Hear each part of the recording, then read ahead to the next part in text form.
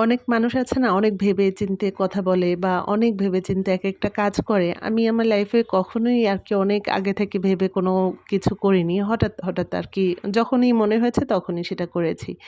তো ওই যে খাদিজার ভাইয়ের জন্য আমার যে হেল্পিং হ্যান্ড ওর ভাইয়ের জন্য একটা কেক দিব বলেছিলাম। কেক তো আমি মোটামুটি পারি কিন্তু কেক ডেকোরেশনটা তো কখনো করা হয়নি। তো এটা কিভাবে করব এটা ভাবছিলাম। ভাবতে চিন্তা করলাম যে কয়েকটা ফুল দিয়ে কেকটা ডেকোরেশন করে দিই। কিন্তু ফুল যে তৈরি করব, ফুলের স্ট্যান্ড আমার নেই। আর ফুলের আলাদাভাবে স্ট্যান্ড পাওয়া যায়। তো সেই কাজটা আমি কিভাবে করব চিন্তা করছিলাম। আমাদের দেশে একটা প্রবাদ বাক্য আছে যে, "বুদ্ধি থাকলে ঘর জামাই হওয়া লাগে না।" তো সেই প্রবাদ বাক্যটার মতোই দেখেন আমার ঘরে আলু ম্যাশ করা একটা স্ট্যান্ড ছিল। তো ভাবলাম এটা তো দেখতে অনেকটা সেই ফুলের স্ট্যান্ডটার মতোই। এটা দিয়ে দেখি হয় কিনা। তারপর চেষ্টা করলাম একটু আরকি খারাপ হয়নি। মোটামুটি যাই হয়েছে চলে। ও এটা দেখি অনেকটা খুশি হয়েছিল। তো এরপরে আমি কয়েকটা ফুল বানিয়েছিলাম। আর আজকে যেহেতু একদম ১ম আর আমার ক্রিমটাও একদম গলে গিয়েছিল গরমে, যার কারণে ফুলের পাপড়িগুলো ভালোভাবে আসছিল না। তারপরেও চেষ্টা করেছি আমি একটু ঠিকভাবে করার। আর ১ম এই যখন এতটুকু করেছি, ইনশাআল্লাহ এরপরে আমি আবার যখন তৈরি করব, এর চাইতে আবার আরো একটু ভালো হবে আমার মনে হয়। পাতা দিয়েছি যেই নজেলটা দিয়ে, এটাও কিন্তু পাতার নজেল না। এটা একটু চ্যাপটা করে তারপরে এভাবে করে নিয়েছি। তারপর দেখলাম যে না পাতা শেপেই আরকি আ ক্রিমগুলো পড়ছে। তো এরপরে আমি কয়েকটা আ সাইড থেকে একটু বল দিয়ে দিলাম দেখতে ভালো লাগার জন্য। আর কেকটা যে বোর্ডটার উপরে রেখেছি, বোর্ডটা ছোট হয়ে গেছে আর কেকটা হয়ে গেছে বোর্ডের চাইতে বড়। কেকের সাইজটা অনেক বড় হয়ে গিয়েছিল। তো আ যার কারণে দেখতে বেশি একটা ভালো লাগছিল না। কেকের চাইতে বোর্ডটা বড় হওয়া দরকার ছিল। কিন্তু আমার বাসায় আর কোনো বোর্ডও ছিল না এর চাইতে বড়। যাই হোক আমার বাসায় আমার ২ ছেলে তারপর আরফান ওরা কেক খেতে পছন্দ করে।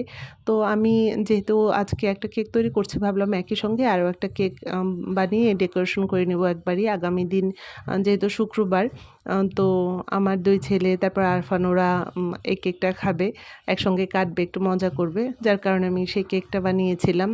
যাই হোক আগে এই লেখার গল্পটা করি। তো এভাবে পাইপিং ব্যাগের মধ্যে ক্রিম দিয়ে আমি কখনো লিখিনি কেকের উপরে। আজকেই ১ম লিখছি। আমার হাতের লেখাগুলো যেন পড়ছিলই না। হাত কাঁপছিল। আমি লিখতেই পারছিলাম না। তারপরও চেষ্টা করছিলাম। লিখতেই মাথায় আসলো যার জন্য কেকটা তৈরি করলাম তার নামটাই তো জানি না। তো খাদিজাকে ফোন দিয়েছিলাম কিন্তু ফোনটা রিসিভ করল না।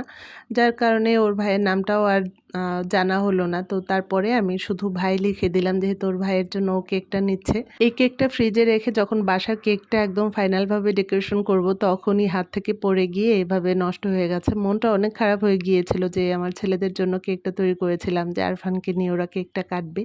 তো কি আর করা? ভাবলাম যে এখন তো আর কোনোভাবেই সম্ভব না কেক তৈরি করা। ওদেরকে অন্য একদিন কেক আবার তৈরি করে খাওয়াবো।